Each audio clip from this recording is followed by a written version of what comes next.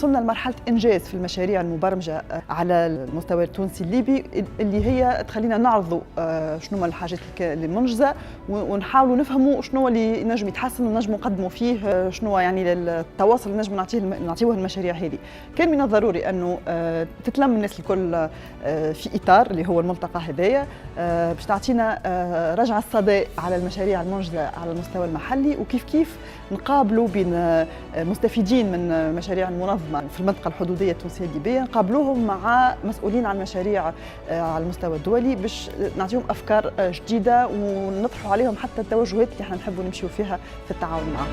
I am astonished that not a lot of people in North Africa are aware that the situation of isolation is very unnatural and that it's the result of the dictatorship years, of colonial dictatorship as well. And I think it's very important to start this communication of border communities and municipalities, because it's a cultural factor, an economic factor. It will create jobs and it will have a result of less conflict. So I think this conference is very important. أقيمت على في ظل هذه الندوة ورش عمل بخصوص التكامل الاقتصادي الحدودي، بخصوص التكامل الاجتماعي الحدودي الثقافي. كان أثيرت نقاشات وتساؤلات، وكانت جميعها ذات أهمية بالنسبة لي. أضافت رصيد آخر من معلومات حول الآليات التي تستخدم لكيف يتم التعاون اللامركزي الحدودي. احنا في المناطق الحدودية وفي البلديات الحدودية نتأمل منه تطور ومكاسب لمناطقنا، وهذا من خلال تعاملنا مع جيراننا في المناطق الحدودية الليبية.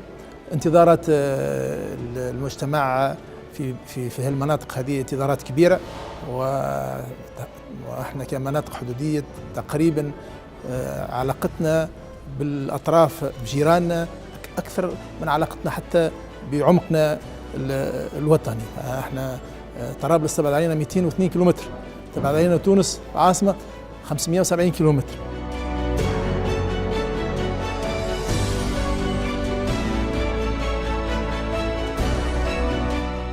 تبادل الخبرات، نحاول نجيبوا الخبرات الأجنبية، نغذيوا الأفكار المحلية، وفي نفس الوقت نربط الأفكار هذه سواء كان في إطار المحلي مع مجتمع مدني ولا مع الجهات المحلية الموجودة، باش نكبروا كالديناميكية متاع الانتراكشن أو التفاعل متاع البلدية، باش ما تكونش البلدية وحدها.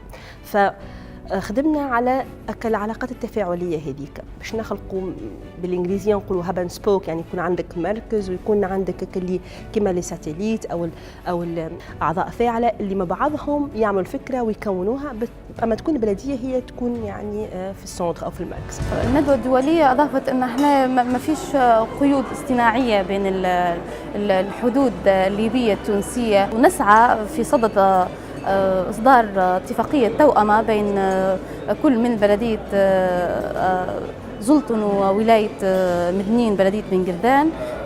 هذا في صدد الإنجاز. احنا في صدد تحضير لمهرجان بين بلدية زلطن وبلدية بن جردان، باش يكون المهرجان بعد شهرين تقريبا، باش يكون فيه يوم ونصف في بلدية بن جردان ويوم ونصف في بلدية زلطن، تبادل الموروث الثقافي والاجتماعي والشعبي. لابد من نشكر منظمة VNG على تنظيمها للندوة هذه اللي شفنا فيها عديد من التجارب الأجنبية وطرحت فيها عديد من الصعوبات أمام البلديات المجاورة هذه في كلا الجانبين، الجانب الليبي والجانب التونسي. التحديات أمام البلديات هذه الحدودية تحديات كبيرة، تحديات من ناحية الخدمات الاجتماعية، من ناحية التنمية، من ناحية معناها توفير مستلزمات المواطن حتى يعيش في حياة كريمة.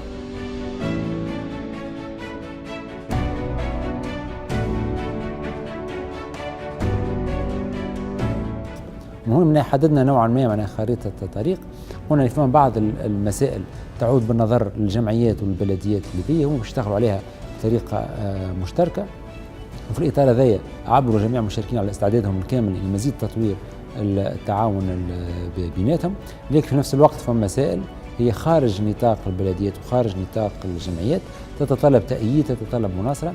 كيف اتفقوا البلديات والجمعيات على أنهم مع بعضهم يشتغلوا من أجل مزيد تطوير البيئة المؤسساتية والقانونية، من أجل عمل مشترك يكون أوضح ويكون أسلم ويكون يعني في كنف الأطر القانونية في البلدين.